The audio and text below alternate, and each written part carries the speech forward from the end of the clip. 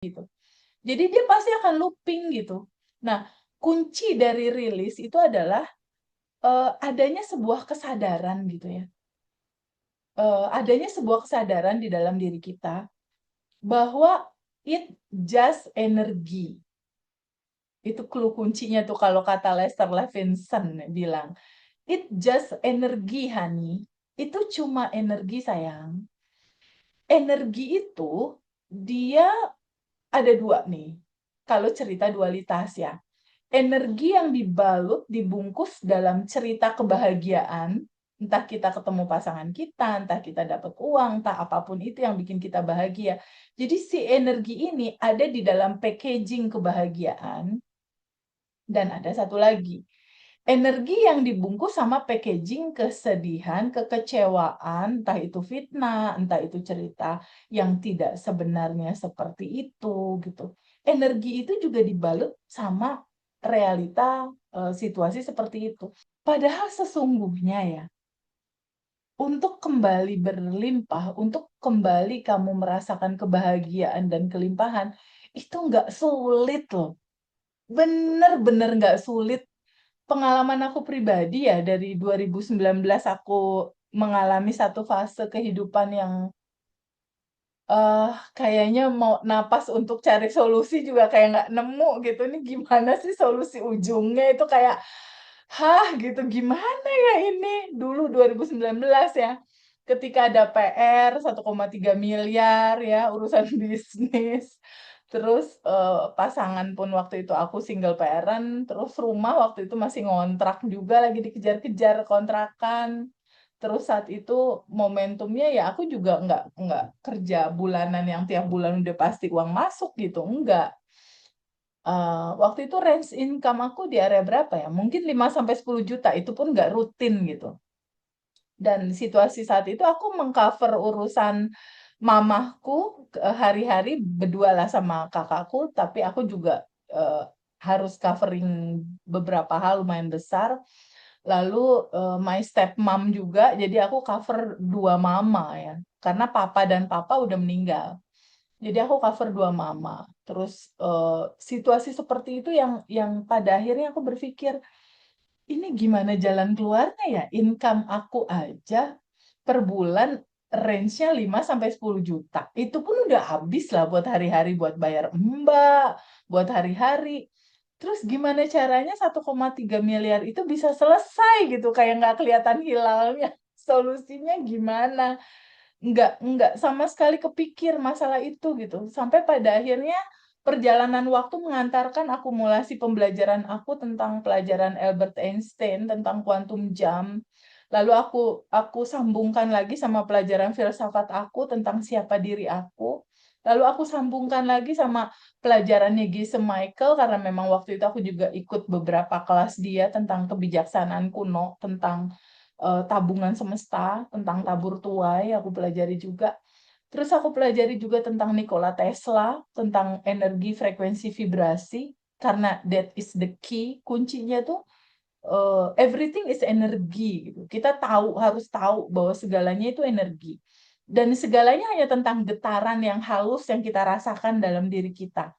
Yang pada akhirnya getaran itulah yang menjadi realitamu. Semua asumsi yang kamu pahami, semua asumsi yang kamu rasakan, kamu mengasumsikan apa terhadap diri kamu dan kehidupan ini, respon kamu terhadap sebuah realita, itulah yang jadi kenyataan realitas kamu.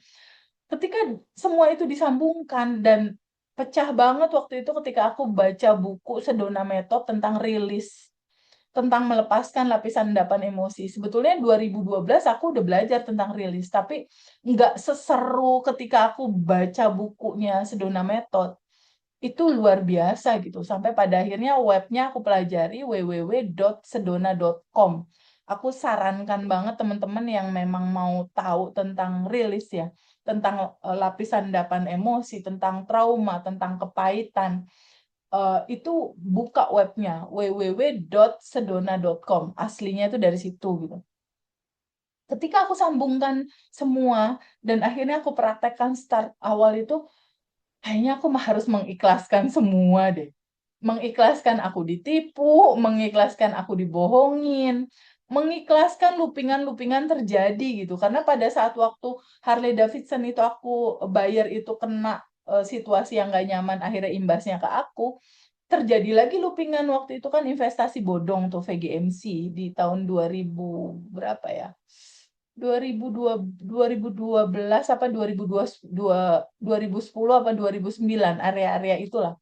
Looping-an itu terus terjadi gitu sampai pada akhirnya aku duduk untuk menerima. Nah, kuncinya tuh di situ tuh, duduk untuk menerima. Untuk teman-teman saat ini yang menyaksikan video ini, kalau misalnya teman-teman bertanya, TVB aku pernah ngalamin posisi yang TVB rasakan, terus aku startnya harus mulai dari mana? Ya itu yang aku bilang. Satu, duduk untuk menerima. Duduk.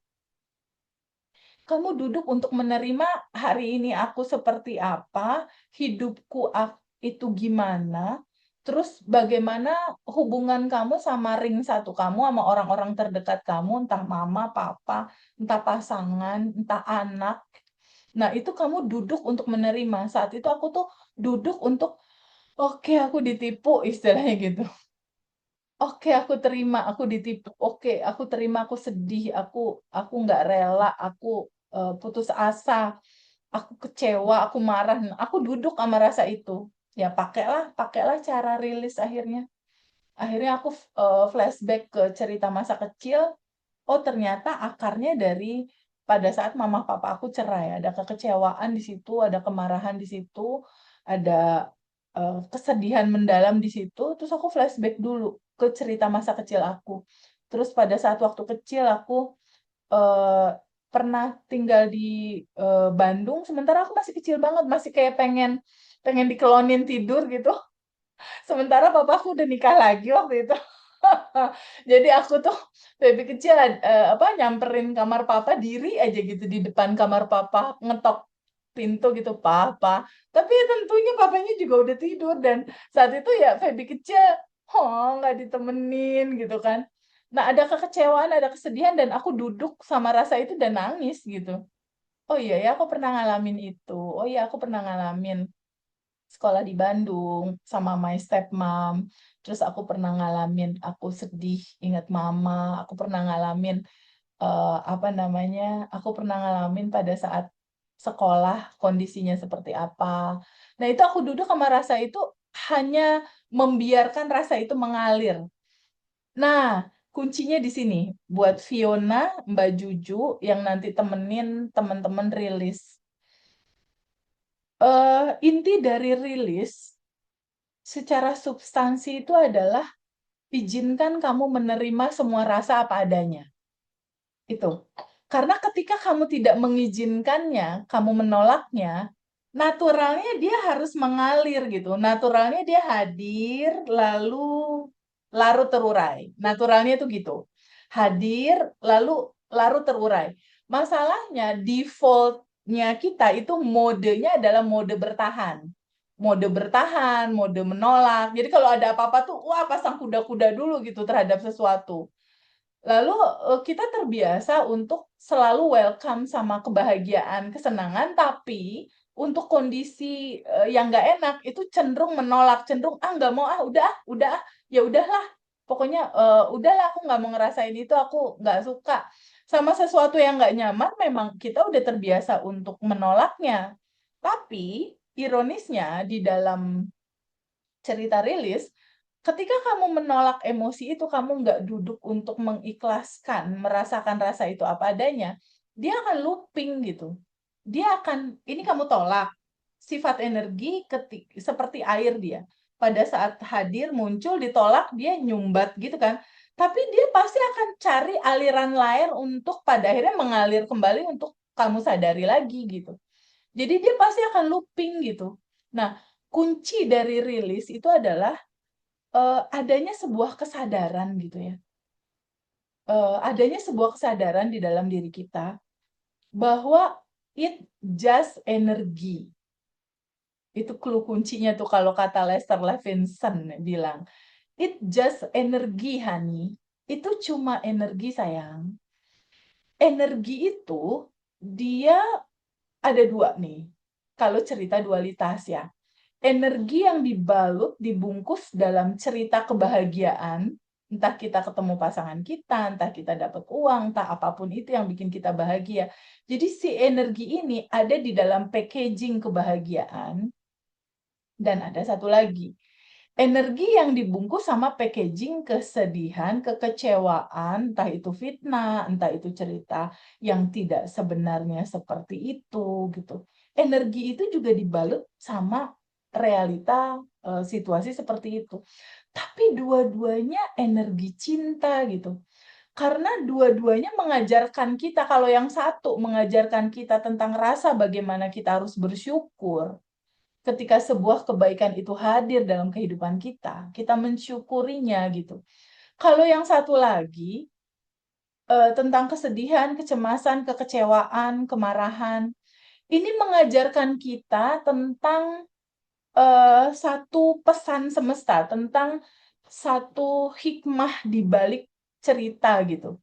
Di situ ada kedewasaan muncul dari kamu, ada kebijaksanaan muncul dari kamu, ada empati muncul dari kamu, ada rasa toleransi muncul dari kamu.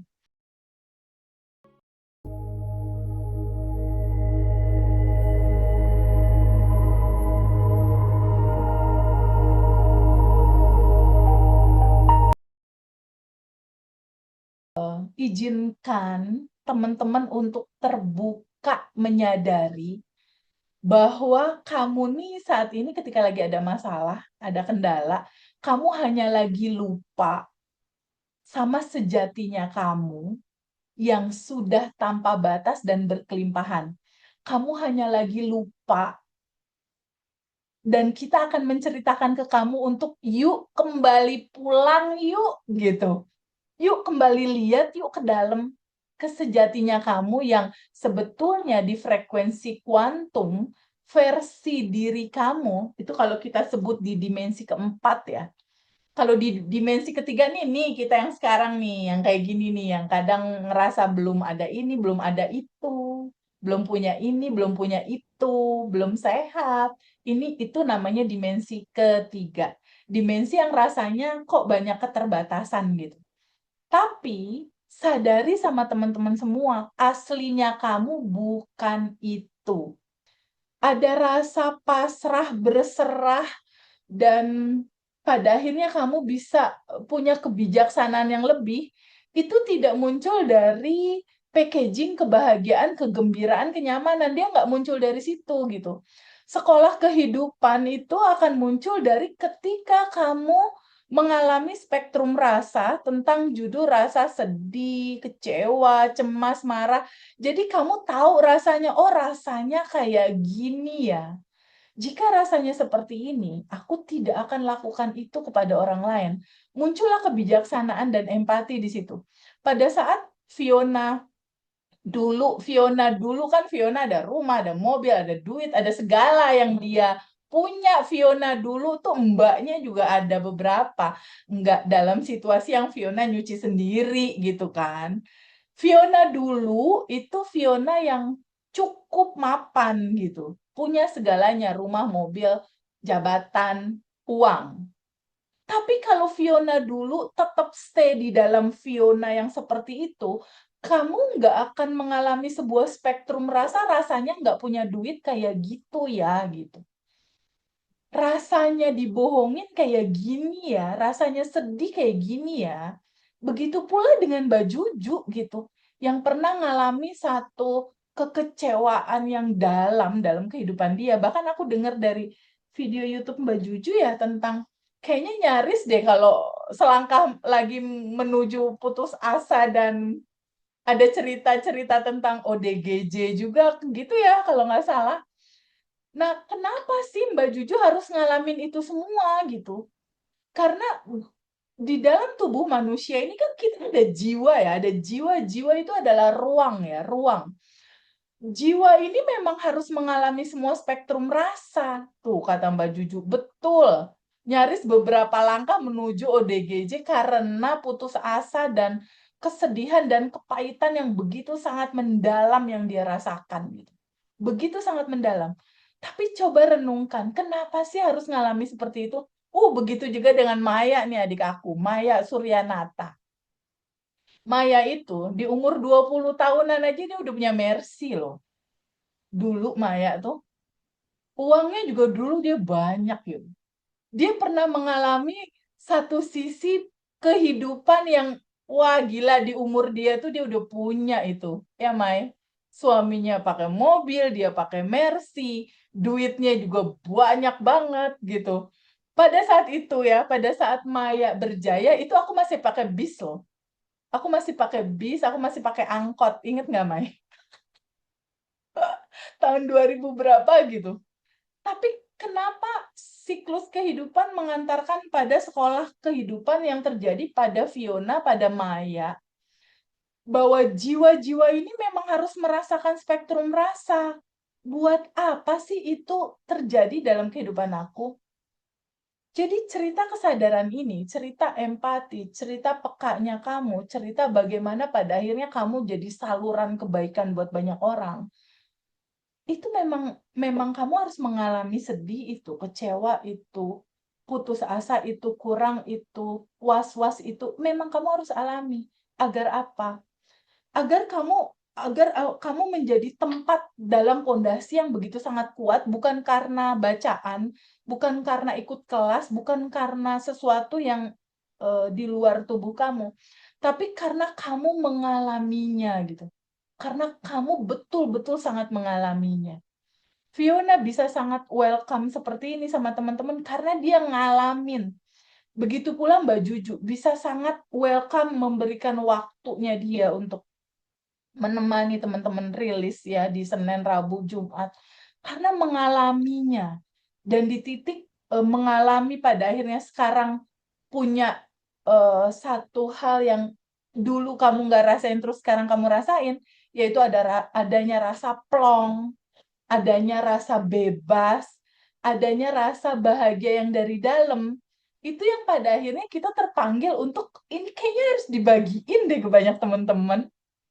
Karena aku tahu caranya selesai keluar dari ini semua gitu. Nah, itulah kenapa pada akhirnya di pembahasan kita yang sekarang tentang tahun baru, itu bukan hanya sekedar perayaan kembang api gitu ibaratnya, perayaan hore-hore gitu istilahnya.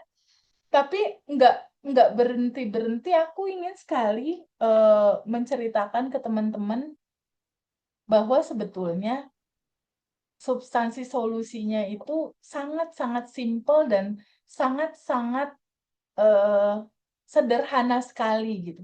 Tentang bagaimana permasalahan kamu bisa selesai. Sangat sederhana. Tapi kembali ini nggak instan, ini nggak bisa instan, nggak bisa. Karena proses natural tubuh aja regenerasi sel itu terjadi 28 hari. Baru ada regenerasi sel. Kita mengikuti pola tubuh, tapi sebetulnya kalau mau dikatakan secara waktu, proses perubahan itu terjadi 90 hari sebetulnya.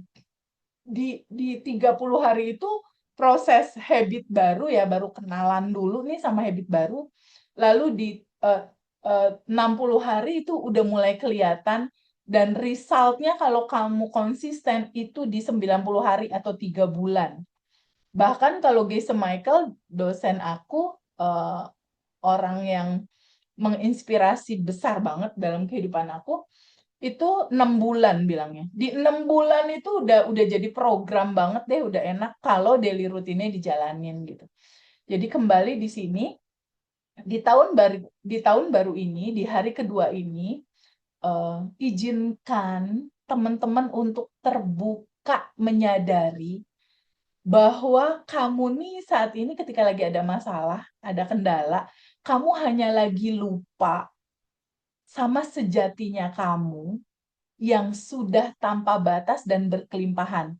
Kamu hanya lagi lupa dan kita akan menceritakan ke kamu untuk yuk kembali pulang yuk gitu. Yuk kembali lihat yuk ke dalam ke sejatinya kamu yang sebetulnya di frekuensi kuantum versi diri kamu itu kalau kita sebut di dimensi keempat ya. Kalau di dimensi ketiga nih kita yang sekarang nih, yang kayak gini nih, yang kadang ngerasa belum ada ini, belum ada itu, belum punya ini, belum punya itu, belum sehat. Ini itu namanya dimensi ketiga. Dimensi yang rasanya kok banyak keterbatasan gitu. Tapi sadari sama teman-teman semua, aslinya kamu bukan itu. Aslinya kamu bukan itu. Aku mau kasih analogi nih di tahun baru ini. Analoginya gini. Misalnya Fiona, Maya, Windy, Mbak Juju eh, ngaca ya. Nggak pakai baju aja ngacanya. Ngaca kayak gini nih, misalnya bercermin ya. Sadari bahwa pantulan di cermin itu adalah cerita dimensi ketiga ya. Pantulan di dalam cermin cerita dimensi ketiga. Pantulan di dalam cermin itu kita yang asli bukan? Bukan. Kan pantulan di cermin, Iya. ya. Pantulan di cermin anggaplah itu dimensi ketiga, cuma pantulan, bukan kita yang asli. Kita yang asli kan orang yang diri di depan cermin kan? Bener nggak? Ya. Ya, orang yang asli itu kita yang di depan cermin. Pahami bahwa si orang yang asli ini sebetulnya itu adalah kamu dalam dimensi keempat. Jadi pada saat kamu ngaca, lihat aja mata kamu, terus kamu katakan, aku Farida yang beruntung dan berkelimpahan. Kita bikin ya pantulan realitanya seperti itu. Nah, cobain gitu. Oke, Kita oke. main game aja ya. Ya, hidup ini kan permainan doang dan Baik. senda gurau belaka, ya. Pahami bahwa kamu di dimensi keempat itu adalah kamu dalam versi yang semua apa yang kamu mau tuh udah ada dan tersedia gitu. Kamu Maya yang pergi ke Mekah untuk umroh, Fiona yang punya pasangan, Windy yang sehat, Farida yang punya pasangan, Mbak Juju punya pasangan dan berkelimpahan, itu udah ada. Jadi pada saat kamu bercermin, nah kita bikin game baru nih yang lebih seru. Pada saat kita bercermin, pantulan di dalam cermin itu dimensi ketiganya kita cuma pantulan. Tapi kita yang di cermin ini adalah kita yang aslinya, yang sudah tanpa batas dan berkelimpahan. Tapi masalahnya kan masih banyak lapisan endapan emosi ya di atas kelimpahan itu kan. Berarti tugas utama kamu sering-sering rilis ya.